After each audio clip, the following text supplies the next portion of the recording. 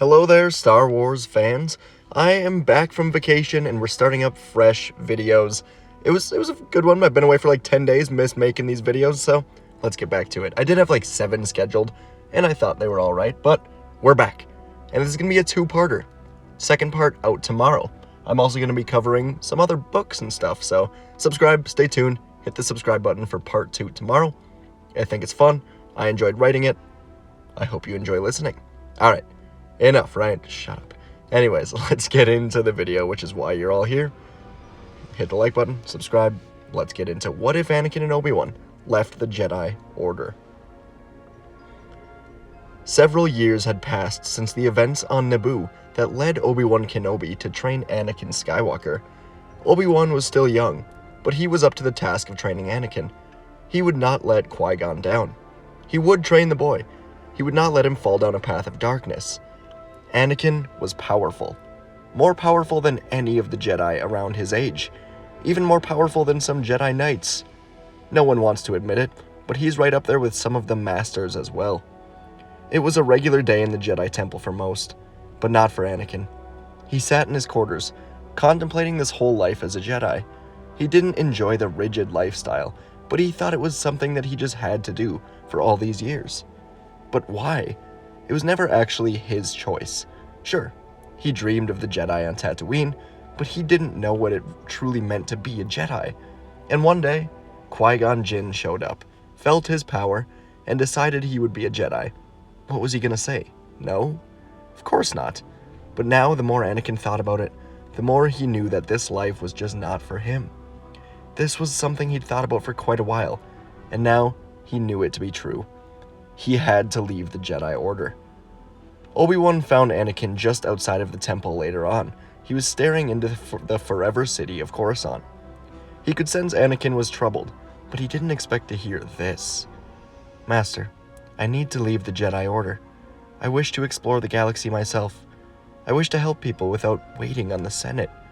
I wish to just be more," Anakin said. Obi-Wan stared at him, bewildered, searching for words. He could only reply with, Anakin, if that is what you wish, I cannot stop you. I only ask that you allow me one full rotation to think about this. Can you give me that time?" "Yes, Master," replied Anakin. And so now Obi-Wan thought about things. This discussion with Anakin was unexpected, but the more Obi-Wan thought, the more sense it made. The boy was different than everyone else, more powerful, also more compassionate, more with his emotions. Obi-Wan knew all this, and he also knew the real reason that he was deep in thought. If Anakin left the Jedi Order, Obi-Wan would have to go with him, for Qui-Gon. The door to Yoda's meditation chambers opened, and Obi-Wan sat down beside Yoda, eyes closed, deep in thought. "Conflicted you are, Master Kenobi. I sense trouble with young Skywalker, "Yes, Master," Obi-Wan replied.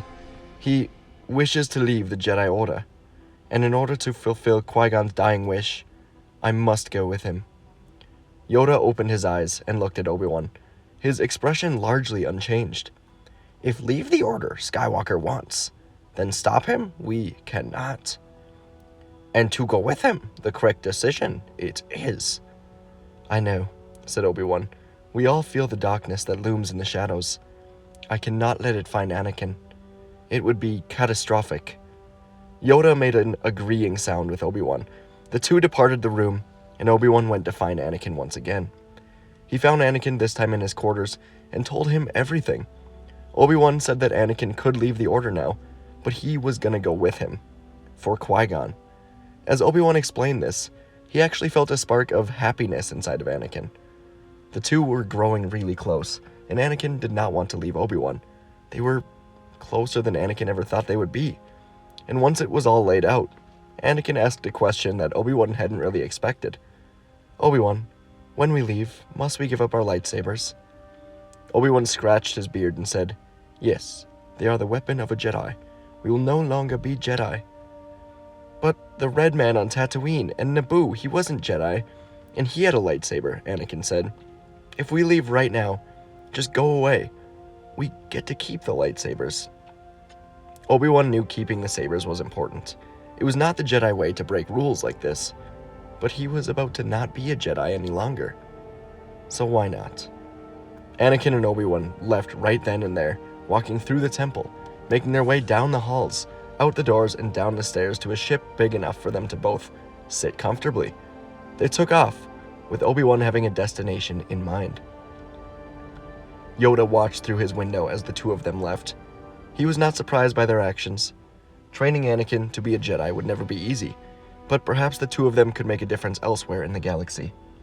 After all, if the prophecy was true, Anakin was the only one that could destroy the impending darkness on the galaxy. Obi-Wan and Anakin emerged from hyperspace, the planet of Mandalore directly in front of them. Obi-Wan said, "I have an old friend here on Mandalore. She will help us settle down and figure things out." Anakin smiled at him, clearly sensing Obi-Wan's excitement. "If you say so," he replied, and the two of them made their way to the city, and eventually to the building with Duchess Satine sitting atop her throne. There was some trouble with Mandalore security, but after finding out these were no longer Jedi, things went smoother and they were able to make their way. Obi-Wan walked through the door to face the Duchess. He couldn't help but crack a smile as a look of surprise formed on her face. "Obi-Wan, what are you doing here?" He replied, "Duchess, this is my friend, Anakin Skywalker. He was formerly my Jedi apprentice, until the both of us decided we should leave the Jedi Order. Now we are here, in need of your hospitality, as we settle into our new lives." She replied after a moment, "Of course, Obi-Wan. You helped me years ago, and now I will return the favor." And so Anakin and Obi-Wan settled into Mandalore as guests. In return for their favor, they would aid with any protection if necessary. And now, fast forward, the next handful of years would play out like this. Anakin and Obi-Wan resided on Mandalore. They trained together, not as Jedi, but rather as Force wielders. Anakin embraced his power, quickly becoming more powerful than Obi-Wan. But Anakin had grown extremely fond of Obi-Wan.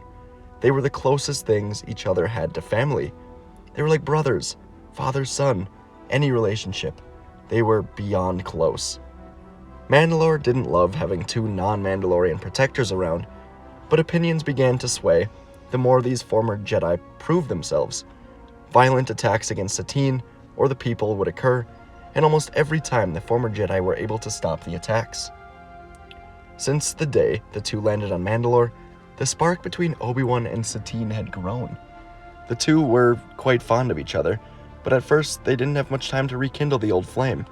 But as more time went on, as more time passed, the two were able to really get to know each other again, and as years passed, they became very close. Eventually, the two walked alongside the city walls discussing everything.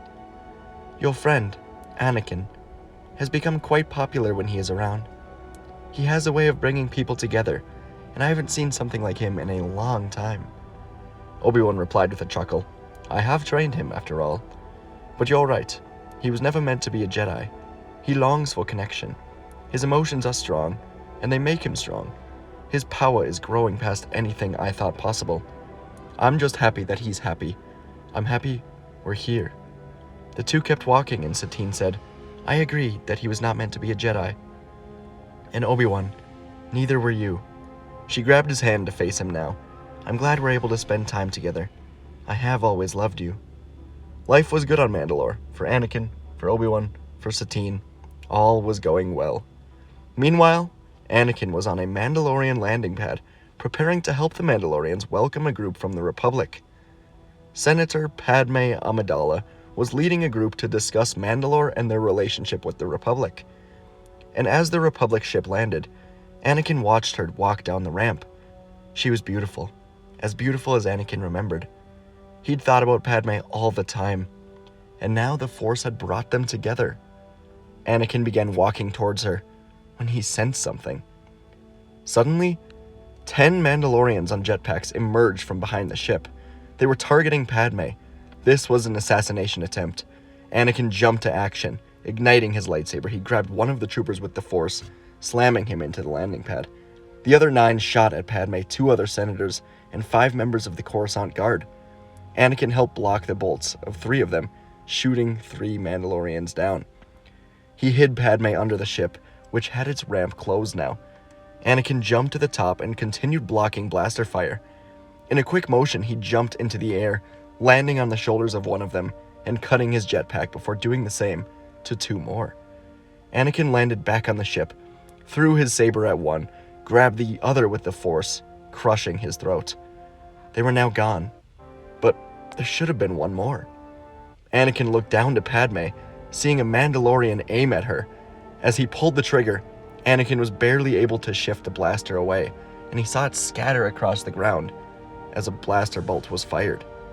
Anakin jumped down, cut his jetpack, and slammed the Mandalorian to the ground, knocking him out. He turned back to Padme now, but her eyes were closed, and a clear blaster bolt had hit her in the side. Anakin was too late. The final Mandalorian didn't miss, despite Anakin pushing the blaster away. But perhaps it wasn't fatal. Perhaps Anakin had altered the blast just enough to save her. The Mandalorian that Anakin knocked out was taken into custody, as Anakin carried Padme to the nearest hospital. As time passed, Anakin waited as Obi-Wan and Satine eventually emerged. "We heard what happened at the landing platform. We will get to the bottom of this assassination attempt," Satine said. But Obi-Wan felt Anakin in the Force. He was angry, unbalanced, hatred inside of him. "Anakin, it's not your fault," Obi-Wan said. He couldn't quite make out why Anakin was surrounded by this darkness, but something was off. "I'm going to find whoever did this to her," Anakin replied. "I will keep her safe. I hadn't seen her in years, and then I can't even protect her." Obi-Wan understood, the same way he understood his own feelings for Satine. Anakin is in love. He also understood how Anakin felt right now. Obi-Wan felt the same way years ago, when protecting Satine with his own master, Qui-Gon, and Obi-Wan knew how he would feel if something happened to her today. Leaving the Jedi Order opened both Anakin and Obi-Wan to dark side corruption, whether they knew it, wanted it, or not. Staying balanced, staying in some gray area, was truly very difficult. Obi-Wan was beginning to see that, but neither of them really tried to stop it. This new life alongside the woman he loved was good, and he wanted Anakin to get the same thing. Eventually, though, the medical doors opened and Padme walked out. Obi-Wan felt the darkness fade from Anakin as he approached her. "Annie," she said, "it really is you. Thank you for your help out there. If it weren't for you, well, let's not think about that." Anakin barely had the words to respond. He was delighted to see her alive, and he hated the fact that someone had attacked her. "I will find the people that did this, Padme. I promise." She looked up and said, "Why are 2 Jedi here to begin with? Was there suspicion of an attack?" Obi-Wan spoke this time, saying, "Anakin and I left the Jedi Order many years ago now. We spend time here and help those in need across the galaxy when we can. And today, Senator, that includes you." "I see," Padme said. "Once again, thank you. But now I must get on with the business of why I am here." "Duchess Satine, will you show me to the next meeting?" Padme asked. Satine and Padme departed, as Anakin and Obi-Wan watched. "We must be cautious, Anakin. You were feeling the dark side while waiting for Padme. Once too far down that path, you lose everything." Anakin hesitated, looking at Obi-Wan. "I won't let anything happen to her, but I understand. I know my limits, Obi-Wan, and soon I'll be stronger than the dark side. It won't consume me. It won't be strong enough. Now, I'm going to the prison, and I'm going to find out who did this." Obi-Wan wasn't going to argue with Anakin right now. From what he knew, no one could be stronger than the Force itself, not even Anakin, but that was for another time. The two went together to the prison where the Mandalorian traitor was being held. He's given nothing to the Mandalorian interrogators, but Anakin and Obi-Wan had different methods. Together, a double mind trick would be nearly impossible to resist. Inside the cell, Anakin and Obi-Wan held their heads to the face of the traitor. "Who was that group that attacked the senator?" they asked in unison. The traitor looked to be in immense mental pain, but he couldn't hold out for long. "A small group called Death Watch," he replied. "Why did you attack the senator?" Anakin demanded. And the traitor replied, We aim to start a conflict between the Republic and Mandalore. It will help jumpstart the Separatist cause. Count Dooku is our leader." Anakin and Obi-Wan looked at each other. They let go of the traitor's mind for a moment and walked out. They discussed a plan to end this conflict before it ever truly began. Count Dooku was pulling strings. He was hoping to start a war between Mandalore and the Republic. From there, he would begin to fight with his own separatist army, causing galactic war for years to come. Anakin and Obi-Wan could stop it here and now. They came up with a plan to kill Dooku, and the traitor would be of excellent use.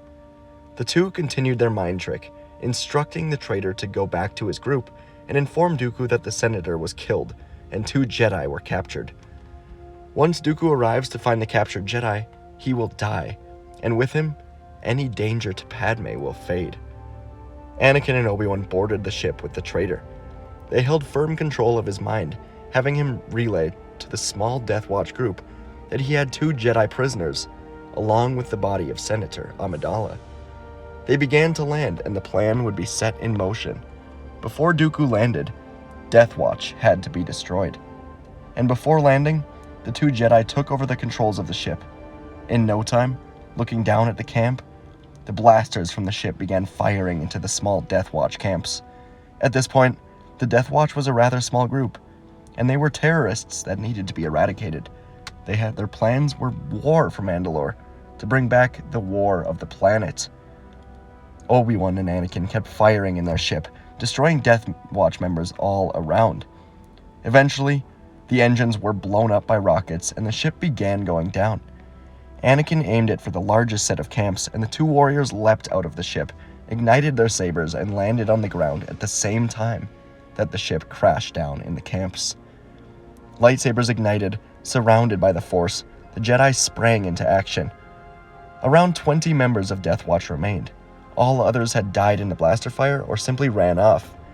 20 Mandalorian Death Watch versus 2 Force wielders, strong in the Force.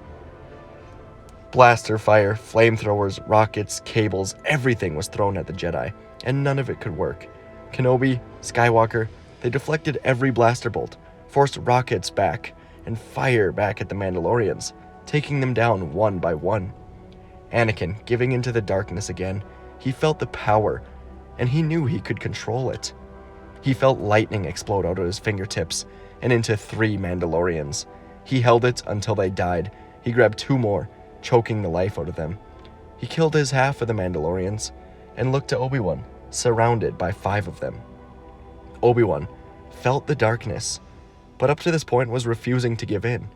He was afraid of it, but he was surrounded by the final 5 members of Death Watch.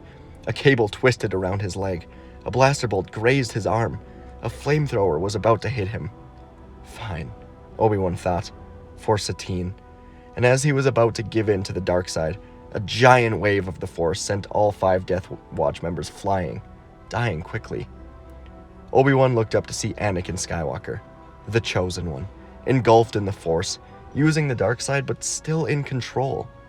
They exchanged nods and felt a new darkness now. Dooku was here. The ship landed, and 2 beings emerged, but neither of them were Dooku. One was a giant cyborg, tall, menacing, evil. The other was a slim, bald woman, strong in the dark side of the Force. Meanwhile, on Mandalore, Count Dooku landed. He was no fool. He had eyes everywhere, and he'd discovered his plan on Mandalore had been foiled by 2 Jedi. But from his intel, they weren't Jedi. Not really. They were capable of much more, free of the shackles of the Jedi Order, much like Dooku. So Dooku would either have to have them killed by his assassins, or the former Jedi would kill his assassins and come find him. They wouldn't really have a choice to whether or not to find him after all, considering Dooku was on Mandalore to capture Duchess Satine and Senator Amidala while the Jedi were distracted.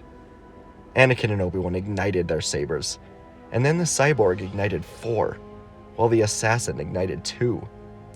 Still not a fair fight, Anakin said as he and Obi-Wan approached them.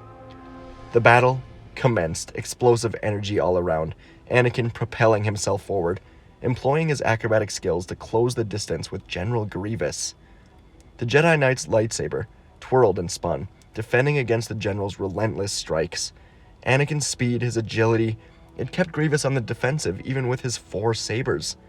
The cyborg was really no match for Anakin.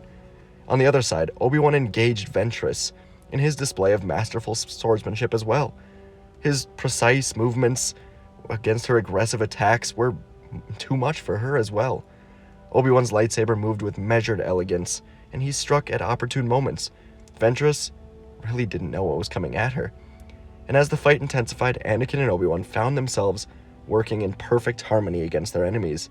Their years of training together, just the two of them, allowed them to anticipate each other's moves effortlessly. Their combined strength, agility, their skill, it became a rather unstoppable force, driving Ventress back further and further. Anakin drew upon his great connection to the Force, unleashing powerful bursts of dark side, light side energy, all sorts of Force energy. Ventress had no idea what was being thrown at her.